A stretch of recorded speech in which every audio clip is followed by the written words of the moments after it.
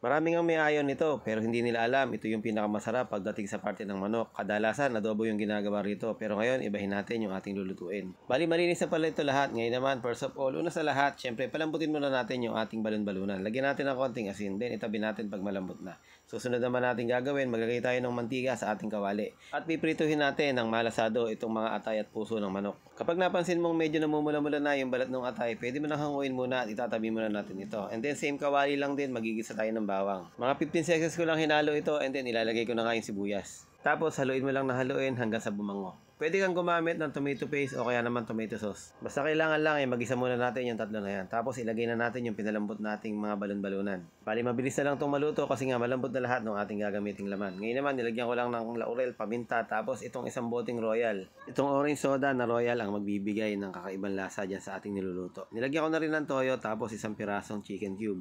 Haluin lang natin ng haluin hanggang sa matunaw nga yung chicken cube. Tapos niyan, lalagyan natin ito ng liver spread. Kung wala ka namang liver spread, okay lang. Tapos haluin mo lang ng haluin at ilagay mo na nga yung carrot. Mga ilang minuto lang, maluluto na yung carrot. Tapos isunod mo naman yung bell pepper. At kahuli-hulihan natin ilalagay yung ating mga piniritong atay at puso ng manok kanina. Tapos isimmer natin mga 2 to 3 minutes. Pag nag-reduce na yung ating sarsa, pwede mo na tikman. Sigurado, patay na naman ang isang bandihadong kanin ito. Sana ay nagustuhan nyo yung ating video ngayon at salamat sa mga mag-share ng video na ito. Salamat din sa lahat ng nagko-comment. Love you all!